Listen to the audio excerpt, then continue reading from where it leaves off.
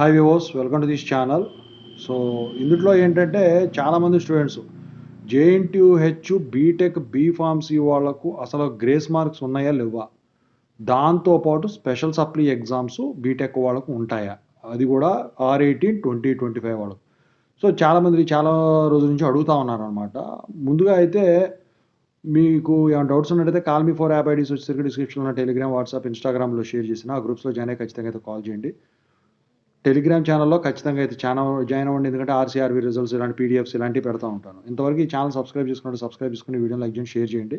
English engineering education కానివ్వండి, JNTU university updates channel కానివ్వండి, software course work support channel కానివ్వండి, ఖచ్చితంగా అయితే సబ్స్క్రైబ్ చేసుకుని మీకు ఉపయోగపడతాయి. ఇక టాపిక్లో వెళితే ఏంటంటే జేఎన్టీహెచ్ గ్రేస్ మార్క్స్ అసలు ఉన్నాయా?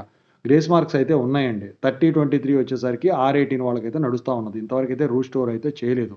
మరి 2024లో అప్లై చేసుకోవచ్చు అంటే అప్లై చేసుకోవచ్చు, కానీ ఇప్పుడు కాదు.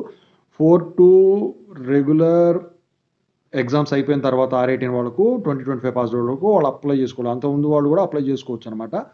అయితే నాకు తెలిసి గ్రేస్ మార్క్స్ ఎలిజిబిలిటీ లిస్ట్ మాత్రం కావాలంటే మాత్రం మీకు అడ్వాన్స్ సప్లీ 4-2 అయిపోయిన తర్వాతమే వస్తుందండి. అప్పటి వరకు అయితే రాదండి 2025 పాస్ అవుట్ వాళ్ళకు. ఇక స్పెషల్ సప్లీ అంటారా, 2024 వాళ్ళకు ఎలాగూ స్పెషల్ సప్లీ ఎగ్జామ్స్ కండక్ట్ చేయలేదు. ఇక R18 2025 బ్యాచ్ వాళ్ళకు కూడా కండక్ట్ చేసేదానికైతే ఛాన్స్ లేదు.